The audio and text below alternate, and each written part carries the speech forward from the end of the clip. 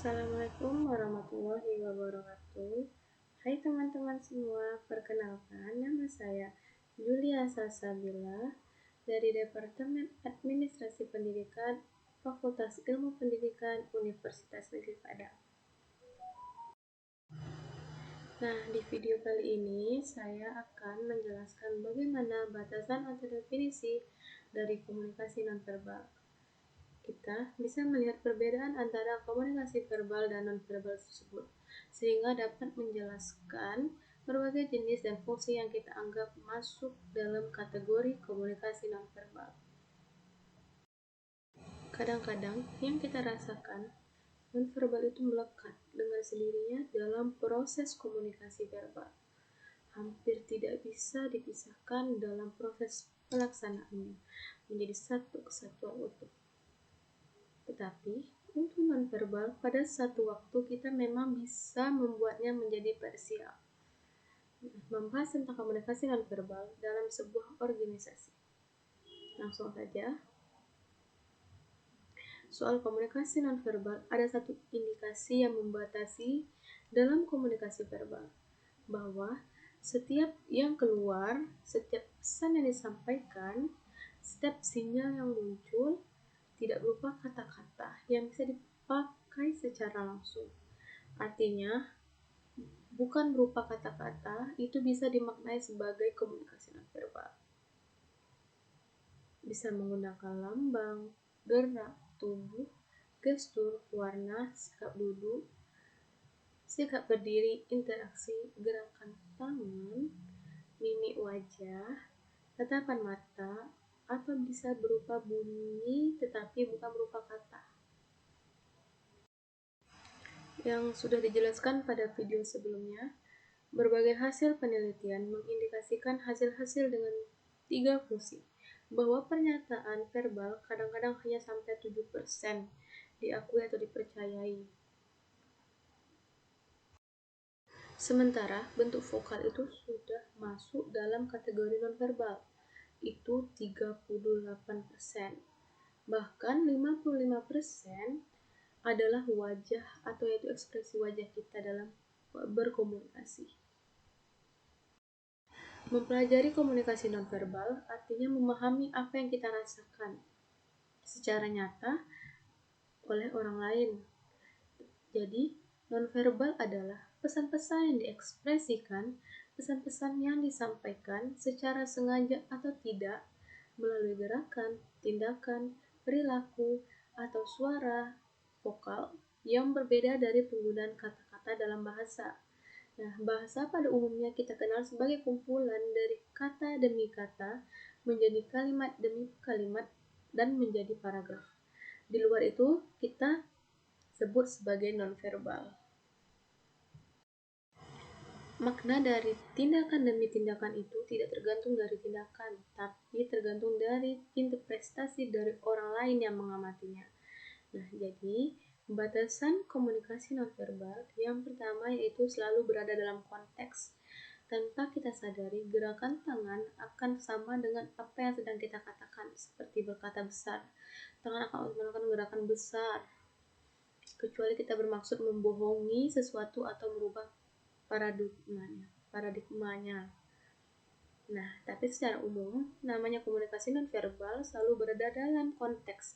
Jadi dia selalu mengikuti alurnya, panjang pendek, besar kecil. Lalu, yang kedua, komunikasi nonverbal adalah perilaku normal karena akan bersikap begitu terus sampai disadari saat berkomunikasi verbal. Terjadi komunikasi nonverbal yang mengikutinya. Nah, yang ketiga, tindakan nonverbal saling berintegrasi, yaitu saling mengisi. Seperti rasa marah diikuti dengan tutur kata yang kasar, ekspresi yang muncul tegang, juga tatapan yang tajam. Nah, yang keempat, pesan komunikasi nonverbal itu bermakna rangkap. Yang kelima, perilaku nonverbal selalu dikomunikasikan.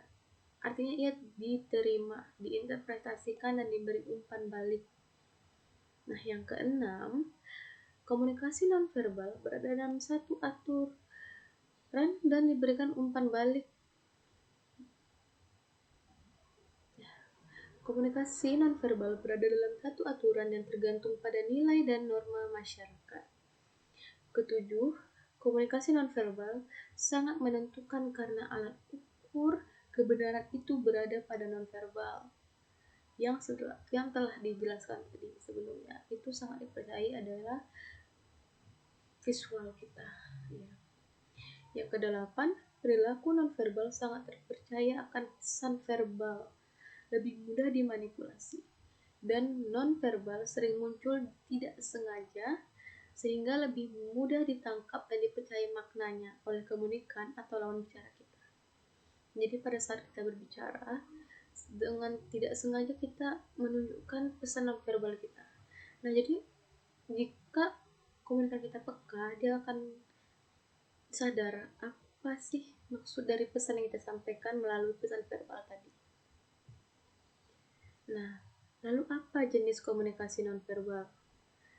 Yang pertama adalah bentuk komunikasi tubuh, gestur, termasuk dalam komunikasi nonverbal. Komunikasi pada wajah terbagi akan 3, yaitu rasa senang, lalu rasa dominan atau menurut dengan postur tubuh, dan terakhir adalah aktivitas fisik dan psikis. Persoalan komunikasi wajah ada ketidaksesuaian emosi dengan ekspresi wajah. Nah, kadang kita merasa senang tapi kita menangis, terus kita lagi sedih tapi kita berusaha tertawa. Kurang lebih seperti itu. Nah, komunikasi ini dapat didesain tergantung dari situasi tertentu.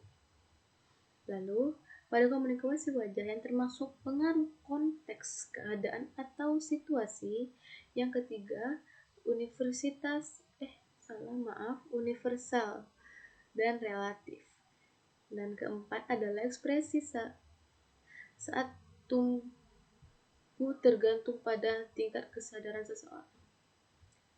Bagaimana dia tidak sadar atau sadarnya akan mengekspresikannya. Komunikasi mata, semua dapat dikomunikasikan dengan mata karena mengartikan semuanya. Karena tatapan seseorang itu kadang tidak bisa dibohongi. Terakhir adalah bahasa sentuhan. Yang kedua, komunikasi terkait dengan jarak, teritorial, dan estetika atau warna. Terbagi 3, yaitu pertama jarak intim, meningkatnya hubungan, misalnya kedekatan orang dengan anaknya. Nah, yang kedua, jarak personal, yaitu jarak yang tidak bisa diganggu oleh orang lain, sehingga kita bisa merasakan saat berkomunikasi dengan orang yang tidak dekat, hanya dapat berhubungan sekedar. Dengan adanya jarak, orang lain dapat menyimpulkan seberapa dekatnya hubungan seseorang itu. Nah, yang ketiga ini jarak sosial, berarti jarak yang sangat amat jauh, mungkin dengan orang yang tidak dikenal atau baru saja dikenal dalam hubungan sosial interpersonal. Misalnya kita ada perkumpulan nih, terus secara tidak sengaja kita, hai boleh, siapa namanya, apakah ini urusannya sama gitu. Nah, jadi saling bertukaran pesan di lingkup sosial gitu. Nah, kemudian jarak publik, dengan banyak orang yang sangat mustahil melakukan sentuhan yang hubungan jauh, yang tidak saling kenal dan mungkin tidak saling kenal. Lalu yang ketiga adalah dia memainkan fungsi yang menginformasikan kepada kita bahwa kita memberikan kesempatan bagi otak kita berpikir, juga memberikan makna yang menyakiti. Diam juga bisa mencegah komunikasi dengan orang lain. Diam juga bermakna, termasuk mengkomunikasikan perasaan kita. Lalu kemudian yang masuk pada kategori ini adalah paralanguage atau kecepatan bicara, termasuk ritme atau intonasi, juga bentuk vokal, tekanan suara. Paralanguage adalah persepsi dan persepsi. Orang sering menilai orang lain dengan suara yang pertama, suara yang merupakan gejala atau tipe kepribadian seseorang. Yang kedua itu suara juga mengidentifikasikan sikap seseorang. Kadang kan ada nih cara berbicara orang yang kasar, lembut. Nah, jadi kita bisa menilai seseorang itu dari suaranya, bagaimana dia cara berbicaranya, tekanan suaranya. Suara dalam percakapan dalam menjaga juga dapat mengubah pesan. Dalam misalnya ingin lanjut berbicara atau ingin memberikan kesempatan kepada orang lain. Jika kita dengan suara lantang kepada orang lain nih, dia berbicara, sehingga dia berbicara sangat gugup. Dia berpikir, apakah orang ini marah kepada kita atau gimana? Nah, begitu. Yang terakhir, komunikasi temporal atau waktu. Dia dapat menunjukkan informasi tertentu. Yang pertama, menunjukkan status. Yang kedua, waktu dan kesesuaian. Karena dalam komunikasi ada jam komunikasi. Lalu, apa fungsi dari komunikasi? Pertama, repetisi. Nah, terkadang informasi yang disampaikan secara verbal masih belum bisa dimengerti seseorang, masih belum bisa dimaknai secara tepat. Jadi, repetisi yaitu pengulangan kembali pada pesan yang disampaikan secara verbal. Misalnya, seseorang komunikator dapat memberikan isyarat dengan tubuh untuk memberikan informasi ulang yang belum dipahami oleh si penerima pesan. Nah, yang kedua, fungsi substitusi.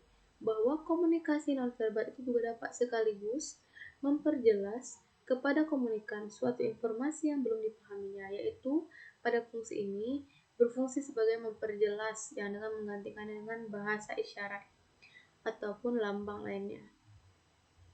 Nah, yang ketiga, kontradiksi, berarti berlawanan. Nonverbal diberikan makna yang berbeda dengan komunikasi verbal yang muncul, sehingga komunikasi nonverbal dalam menggantikan makna dengan makna yang lain. Nah, apakah ingin menjaga kerahasiaan seperti menyatakan kesedihan dengan ekspresi wajah yang dibuat tertawa, sehingga orang tidak tahu dia itu lagi sedih karena ekspresi wajah itu lagi bahagia gitu. Saya senyum sekarang belum tentu saya lagi bahagia. Ya, lanjut, yang keempat, komplement yang berfungsi sebagai pelengkap makna dari informasi verbal. Yang kelima adalah asentuasi, yaitu memiliki fungsi dalam proses komunikasi sebagai penegas dalam pesan verbal. Karena komunikator biasanya kurang bisa menyampaikan titik-titik dari pesan itu sendiri. Maksudnya ini makna dari pesan itu. Intinya, sehingga memerlukan komunikasi nonverbal, yaitu apa yang menjadi titik utama dari pesan tersebut. Nah, yang terakhir adalah regulasi atau perilaku verbal, bahwa komunikasi nonverbal dapat melibatkan tubuh, dapat melibatkan isyarat yang bisa meregulasi perilaku atau pesan verbal yang ingin disampaikan. Nah, jadi setiap pesan nonverbal ini ada kaitannya dengan fungsi verbal. Jadi sehingga kita seperti yang dijelaskan sebelumnya, pesan verbal dan nonverbal itu menjadi kesatuan utuh, tidak dapat dipisahkan. Jadi dengan secara tidak langsung kita sedang berbicara verbal atau berkomunikasi dengan secara verbal, bahasa nonverbal ini muncul tiba-tiba saat kita berkomunikasi. Ya, mungkin dalam kehidupan sehari-hari kita sering mengalaminya tanpa kita sadari. Nah, mungkin sekian penjelasan dari saya. Jika kurang dimengerti, mohon dimaafkan, dan apabila ada kesalahan dalam kata dan perbuatan, saya minta maaf yang sebesar-besarnya. Semoga apa yang saya sampaikan dapat bermanfaat bagi kita semuanya di kehidupan sehari-hari. Sekian dari saya. Assalamualaikum warahmatullahi wabarakatuh. See you.